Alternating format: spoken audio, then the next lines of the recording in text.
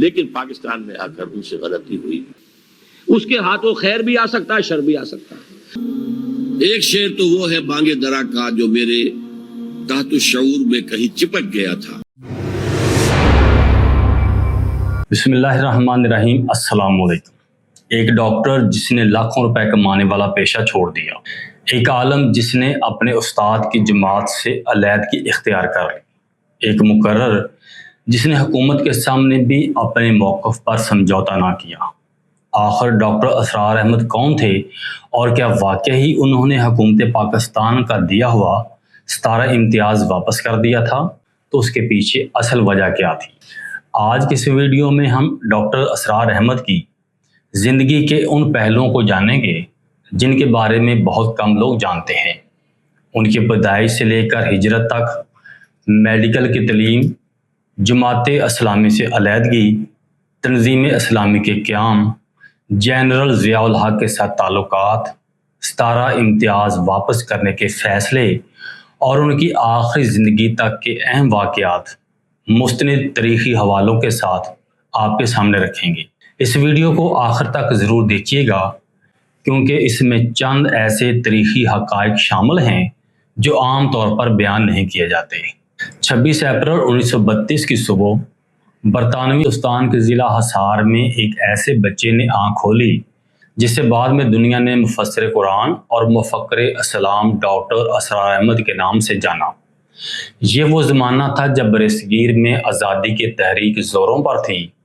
مسلمان اپنے سیاسی اور مذہبی شناخت کے لیے جدوجہد کر رہے تھے اور برطانوی حکومت کے خلاف بے چینی ہر طرف محسوس کی جا رہی تھی. ڈاکٹر اسرار احمد ایک ایسے مذہبی گھرانے میں پیدا ہوئے جہاں قرآن، نماز اور دینی تعلیم کو بنیادی اہمیت حاصل تھی. ان کا خاندان رنگڑ راجپوت مسلمانوں سے تعلق رکھتا تھا. رنگڑ دراصل ان راجپوت خاندانوں کو کہا جاتا ہے جنہوں نے صدیوں پہلے اسلام قبول کیا تھا اور شمالی ہندوستان کے مختلف علاقوں میں آباد تھے. تاریخی طور پر یہ معلوم ہے کہ رنگڑ برادری کے مختلف خاندان مختلف ادوار میں اسلام میں داخل ہوئے.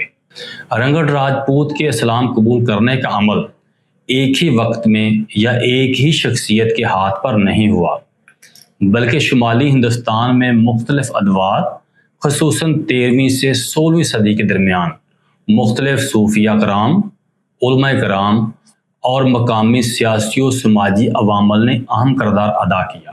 ان کے پردادا حافظ نور اللہ ایک زمیندار تھے. ان کا تعلق مظفر نگر کے علاقے سے تھا. 1857 کی جنگ آزادی کے دوران ایک زخمی برطانوی مجسٹریٹ نے ان کے گھر پناہ مانگی. حافظ نور اللہ نے اسے پناہ دینے سے انکار کر دیا.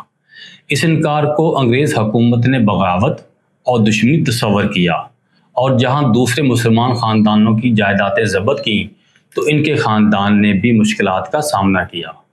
یہ واقعہ برصغیر کے ہزاروں مسلم خاندانوں کی تاریخ سے مشابہ ہے جنہیں 1857 کے بعد سیاسی اور معاشی دباؤ کا سامنا کرنا پڑا. ڈاکٹر اسرار احمد کے والد ایک تعلیم یافتہ اور مذہبی مزاج کے سرکاری ملازم تھے. گھر کا ماحول نہایت باوقار، نظم و ضبط والا اور دینی اقدار سے بھرپور تھا. بچپن ہی سے انہیں قرآن مجید کی تعلیم دی گئی. بعد میں انہوں نے کئی مرتبہ کہا کہ ان کی شخصیت کی بنیاد گھر کے اسی ماحول نے رکھی جہاں نماز اور قرآن کو زندگی کا لازمی حصہ سمجھا جاتا تھا. 1947 میں تقسیم ہند نے ان کی زندگی کا رخ ہمیشہ کے لیے بدل دیا. صرف 15 برس کی عمر میں انہوں نے وہ ہجرت دیکھی جس نے لاکھوں انسانوں کو متاثر کیا. انہوں نے بعد کے انٹرویو میں بتایا کہ ان کا خاندان پاکستان پہنچنے کے لیے کئی دن مسلسل سفر کرتا رہا. راستے میں خوف، بھوک، بے چینی اور جان کے خطرات ہر وقت موجود تھے. انہوں نے ایک موقع پر بیان کیا کہ اس سفر نے انہیں زندگی بھر کے لیے یہ احساس دلایا کہ دنیا کی کوئی بھی مادی چیز ہمیشہ قائم نہیں رہتی. صرف اللہ پر بھروسہ ہی انسان کا اصل سہارا ہے. یہ تجربہ ان کی پوری فکری زندگی پر گہرے اثرات چھوڑ گیا. پاکستان پہنچنے کے بعد ان کا خاندان ساہیوال میں آباد ہوا۔ انہوں نے اپنی تعلیم جاری رکھی اور بعد ازاں لاہور کے گورنمنٹ کالج میں داخلہ لیا۔ وہ غیر معمولی ذہین طالب علم تھے۔ انہوں نے سائنس میں نمایاں کارکردگی دکھائی۔ بعد میں انہوں نے king Edward medical college Lahore سے 1954 میں MBBS کی ڈگری حاصل کی۔ طب کی تعلیم کے دوران ہی ان کی دلچسپی قرآن اور اسلامی فکر کی طرف بڑھتی چلی گئی۔ اس زمانے میں انہوں نے علامہ اقبال کی شاعری کا گہرا مطالعہ کیا۔ وہ خود کہا کرتے تھے کہ اقبال نے ان کی سوچ کو بیدار کیا۔ علامہ اقبال کی نظم شکوہ جواب شکوہ میں نے پڑھی، بانگے درا مجھے میرے بڑے بھائی صاحب نے بھیج دی تھی۔ ایک شعر تو وہ ہے بانگے درا کا جو میرے تحت الشعور میں کہیں چپک گیا تھا اور میری پوری زندگی کو اس نے ایک رخ پر ڈالا ہے۔ وہ زمانے میں معزز تھے مسلمان ہو کر اور تم خار ہوئے تاریک قرآن ہو کر۔ مولانا مودودی نے انہیں اسلامی تحریک کا شعور دیا۔ خاص طور پر وہ بتاتے ہیں کہ جب وہ میڈیکل کالج کے طالب علم تھے تو ان کے قریبی دوست نے انہیں مولانا مودودی کی کتاب الجہاد الاسلام پڑھنے کے لیے دی۔ اس کتاب نے ان پر گہرا اثر ڈالا اور اسلام کو محض عبادت کا مجموعہ نہیں بلکہ ایک مکمل انقلابی نظام حیات کے طور پر سمجھنے کی طرف ان کی سوچ بدل گئی۔ طالب علمی کے زمانے میں وہ اسلامی جمعیت توبہ سے وابستہ ہوئے۔ بعد میں 1950 میں جماعت اسلامی کے رکن بھی رہے۔ مولانا مودودی سے ان کا تعلق محض تنظیمی نہیں بلکہ فکری بھی تھا۔ وہ مولانا کی تحریروں خصوصاً تفہیم القرآن اور اسلامی نظام کے تصور سے بے حد متاثر تھے۔ بعد میں انہوں نے کئی بار اعتراف کیا کہ انہوں نے مولانا مودودی سے بہت کچھ سیکھا۔ تاہم وقت کے ساتھ ساتھ ان کے ذہن میں یہ سوال پیدا ہوا کہ کیا اسلامی انقلاب صرف انتخابی سیاست کے ذریعے برپا کیا جا سکتا ہے؟ اس سوال نے انہیں مسلسل غور و فکر پر مجبور کیا۔ ڈاکٹر اسرار احمد کو جماعت کی بعض اہم پالیسیوں سے اختلاف تھا۔ ان کے نزدیک جماعت نے انقلابی عمل کے ذریعے اسلامی نشاط ثانیہ برپا کرنے کی خاطر مطلوبہ کوشش نہیں کی۔ اس میں ایک بہت بڑی غلطی مولانا مودودی سے ہوئی، وہی جس کا پہلے ذکر ہو چکا ہے۔ وہ پاکستان موومنٹ سے علیحدہ رہے، انہوں نے ساتھ نہیں دیا۔ انہوں نے کہا کہ ہم ایک اصولی اسلامی تحریک جو ہے وہ برپا کر رہے ہیں، لیکن پاکستان میں آ کر ان سے غلطی ہوئی۔ انہوں نے الیکشن میں حصہ لے کر اور ایک پولیٹیکل پارٹی بنا دیا، اور نتیجہ کیا ہوا؟ اب گویا کہ اسلام ایک پولیٹیکل ایشو بن گیا۔ اس سے پہلے مولانا مودودی مطالبہ لے کر کھڑے ہوئے تھے اسلامی دستور کا۔ اس وقت تک چونکہ جماعت پولیٹیکل پارٹی نہیں تھی تو تمام حلقے جتنے تھے مذہبی انہوں نے ان کا ساتھ دیا۔ ان کا خیال تھا کہ جماعت اسلامی کا اقتدار کی سیاست کے میدان میں اترنا تباہ کن ثابت ہوگا۔ جماعت اسلامی کی انتخابی سیاست کی طرف بڑھتی ہوئی توجہ سے وہ بہت مایوس ہوئے۔ چنانچہ انہوں نے چند دیگر ہم فکر افراد کے ساتھ اپریل 1957 میں جماعت اسلامی سے استعفیٰ دے دیا۔ اس موقع پر ایک قرارداد منظور کی گئی جو بعد میں تنظیم اسلامی کے منشور مقاصد کی حیثیت اختیار کر گئی۔ ڈاکٹر اسرار احمد کے نزدیک معاشرے میں حقیقی تبدیلی اس وقت تک ممکن نہیں جب تک افراد کی فکری اور اخلاقی تربیت نہ ہو۔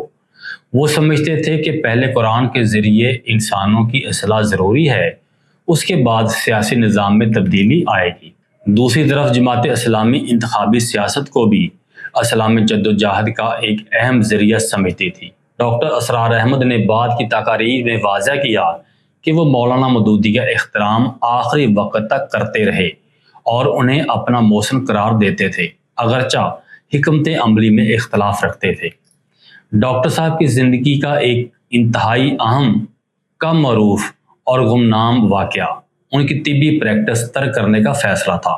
کم ہی لوگ جانتے ہیں کہ 1954 میں MBBS ڈاکٹر بننے کے بعد انہوں نے ساہیوال اور بعد ازاں لاہور میں بطور میڈیکل آفیسر کئی سال مریضوں کا علاج کیا۔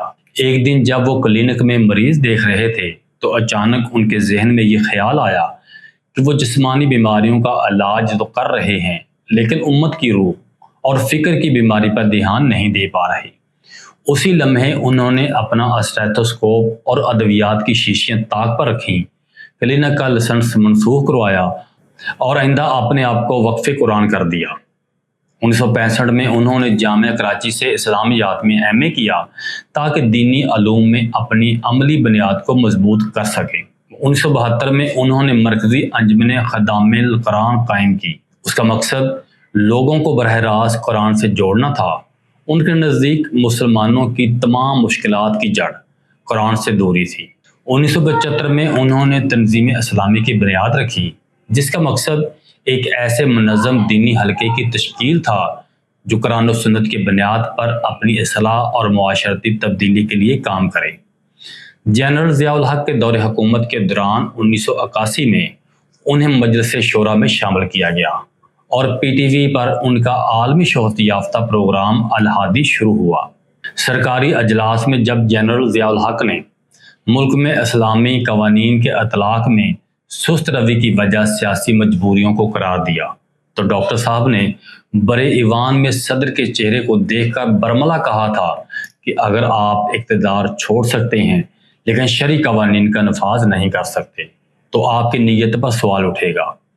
1982 में पीटीवी ने ख़वातीन के लिबास और ड्रामों से मुताल्लिक़ उनकी सिफारिशात पर अमल करने की बजाय उनकी सख्त गुफ्तगू पर पाबंदी लगा दी तो उसके रद्द-ए-अमल के तौर पर डॉक्टर असरार अहमद ने मुमरात की परवाह किए बगैर फौरी तौर पर सरकारी टीवी का बाइकआउट कर दिया। जनरल ज़ियाउल हक से उन्होंने कहा, आपने पीआईए को ड्राई कर दिया है, अब वहाँ शराब इंटरनेशनल फ़्लाइट्स में भी नहीं दी जाती। बहुत अच्छा किया है, लेकिन क्या मर्द वहाँ खाने की ट्रे सर्व नहीं कर सकते? जवाब में जनरल ज़ियाउल हक खामोश रहे। पर्दे से मुताल्लिक़ उनके बयान पर ख़वातीन की एक जमात ने उनके खिलाफ शदीद एहतिजाज किया तो उन्होंने जनरल ज़ियाउल हक को कहा, आप अपने माथे पर कलंक का टीका लिए फिर रहे हैं। आपने फेडरल शरीयत कोड बनाई लेकिन वहाँ पर आइली कवानीन पर बात नहीं हो सकती जो गुलाम अहमद परवेज़ ने बनवाए थे, जो मुनकर हदीस था। अगर वो अदालत में ये साबित कर दे कि उसमें किताब व सुन्नत के ख़िलाफ़ कोई चीज़ नहीं तो मैं खुश, मेरा खुदा खुश। मैं ये तो नहीं कहता कि जो मैं कहूँ वही आप करें, लेकिन आपने अदालत के हाथ क्यों बांध रखे हैं? उसके जवाब में जनरल ज़ियाउल हक ने कहा, फिर उन ख़वातीन को कौन मुतमिन करेगा? इस पर डॉक्टर असरार अहमद ने अपना इस्तीफ़ा पेश किया और कहा कि अगर आपकी सोच का अंदाज यही है तो ये मेरा इस्तीफ़ा हाजिर है। बाज़ लोगों ने यह तासुर दिया कि वो ज़ियाउल हक की हुकूमत का हिस्सा थे, लेकिन दस्तयाब तारीखी रिकॉर्ड से ये बात साबित नहीं होती कि वो कभी भी वफाकी वज़ीर रहे हों, मशीर रहे हों, कबीना के रुकन रहे हों या किसी सरकारी मनसब पर फाइज रहे हों। उनकी हैसियत एक दीनी मुकर्रर और कुरान के दाई के तौर पर थी। उन्होंने ज़ियाउल हक की बाज़ इस्लामाइजेशन पॉलिसियों की हमायत की, जबकि बाज़ मामलात में अख्तलाफी आरा भी पेश की। उनके बयानात से मालूम होता है कि वह हर हुकूमत को कुरान और सुन्नत के म्यार पर परखने के कायल थे, ना कि गैर मशरूत हमायत की। देखिए वही बात, मैं शूरा में गया क्यों कि मैं समझता था कि मैं अगर मशवरा देता हूं अपनी मस्जिद के मिंबर से खड़े होकर कि ये कीजिए, ये ना कीजिए, ये गलत है, ये ना कीजिए, तो अगर मुझे मौका मिल रहा है कि मैं करीब से जाकर मशवरा दे सकूं तो मैं गया। हालांकि आपको मालूम है कि सियासी जो भी जहन रखने वाले लोग थे वो नहीं गए कि मार्शल के साथ ताउन हो रहा है। मैंने क्या सोचा कि बहरहाल चाहे मार्शल सही है या गलत है, इस वक्त मौजूद है, डी फैक्टो वो हुकूमत है, उसके हाथों खैर भी आ सकता है, शर भी आ सकता है। अगर हम खैर के लिए कोशिश कर सके तो क्यों ना करें। मैं गया, लेकिन दो बातें ऐसी हुई जिसके बाद मुझे छोड़ना पड़ा। नंबर एक ये कि उसके लिए पार्लियामेंट का रूल्स ऑफ प्रोसीजर बना दिए गए, जबकि उसका इख्तियार था नहीं, वो सिर्फ एक एडवाइजरी बॉडी थी, को मशवरा देने की पोजीशन में थी बस। ये नहीं कि जो बात पास कर दे वो नाफिज हो जाए। लेकिन रूल्स ऑफ प्रोसीजर क्या है? वही जो पार्लियामेंट के होते हैं, जो सॉवरन होती है। नतीजा ये कि वक्त ज़ाय होता है, ये पॉइंट ऑफ ऑर्डर हो रहा है, ये पॉइंट ऑफ प्रेस्टीज हो रहा है, ये कोई पर्सनल फलां शय हो गई है, ये एडजर्नमेंट मोशन है, ये सारा का सारा वक्त ज़ाय होता था, काम की बात ही नहीं होती थी। जब काम की बात आती थी तो फरमाते थे हमारे सदर साहब कि इस रेजोल्यूशन पर 160 अफराद बोलना चाहते हैं, हमारे पास 4 घंटे हैं, तो 4 छिके 24, 240, 1.5 मिनट हर एक को मिलेगा, खड़े हो जाए। अब बताइए वो 1.5 मिनट में क्या आदमी बात करे और क्या ना करे। دوسرے لوگ جو پرانے ہیں پارلیمنٹیرین وہ 1.5 کے 3 بنا لیتے تھے، وہ چیختے رہتے تھے صف صاحب بیٹھ جائیے بس 1 منٹ جی یہ بات اور وہ 5 منٹ لے جاتے تھے، اور ہم 1.5 کا بھی سوا میں چاہتے تھے کہ ختم ہو جائے. تو کیا بات کر، میں نے کہا it's sheer wastage of time, nothing else. Number 1 تو یہ.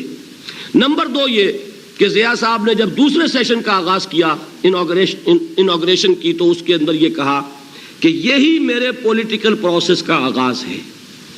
میں نے ان سے کہا کہ اس کا مطلب یہ ہے کہ اب جو یہاں بیٹھا ہے وہ آپ کا پولیٹیکل الائی ہے، آپ کا ساتھی ہے سیاسی. یہ پوزیشن میں قبول کرنے کو تیار نہیں. 1981 میں حکومت پاکستان نے انہیں مذہبی خدمات کے اطراف میں 17 امتیاز سے نوازا. بعد میں انہوں نے اس اعزاز کو واپس کرنے کا اعلان کیا. اس کی وجہ ملکی حالات اور حکومتی پالیسیوں پر اپنا احتجاج ریکارڈ کروانا تھا. یہ فیصلہ ان کی شخصیت کے اس پہلو کو ظاہر کرتا ہے کہ وہ اپنے اصولی موقف کو اہمیت دیتے ہیں، خواہ اس کے لیے انہیں اعزاز سے دستبردار ہی کیوں نہ ہونا پڑے. وہ اپنی روزمرہ کی زندگی میں وقت کی پابندی کے انتہائی سختی سے قائل تھے. ان کے قریبی ساتھیوں کے مطابق وہ مطالعے، تحریر، تدریس اور ملاقاتوں کے لیے باقاعدہ اوقات مقرر کر رکھے تھے. وہ غیر ضروری مصروفیات سے حتی الامکان اجتناب کرتے تھے. ان کا زیادہ تر وقت قرآن کو پڑھنا، دروس کی تیاری اور تصنیف و تحقیق میں گزرتا تھا. ڈاکٹر اسرار احمد نے 60 سے زائد کتابیں تحریر کی اور ہزاروں گھنٹوں پر مشتمل دروس قرآن کے لیکچر ریکارڈ کروائے. ان کی تحریروں اور خطابات آج بھی پاکستان، ہندوستان، بنگلہ دیش، مشرق وسطیٰ، یورپ اور شمالی امریکہ میں سنے اور پڑھے جاتے ہیں. ان کے بعد سیاسی اور فکری نظریات پر علمی حلقوں میں اختلاف بھی پایا جاتا ہے، لیکن قرآن فہمی اور دعوت دین کے میدان میں ان کی خدمات کو وسیع پیمانے پر تسلیم کیا جاتا ہے. 14 اپریل 2010 کو لاہور میں دل کا دورہ پڑنے سے ان کا انتقال ہوا. ان کی نماز جنازہ میں ہزاروں افراد نے شرکت کی. ان کے انتقال کے بعد بھی ان کے دروس قرآن، کتابیں اور ادارے ان کے فکری ورثے کو آگے بڑھا رہے ہیں.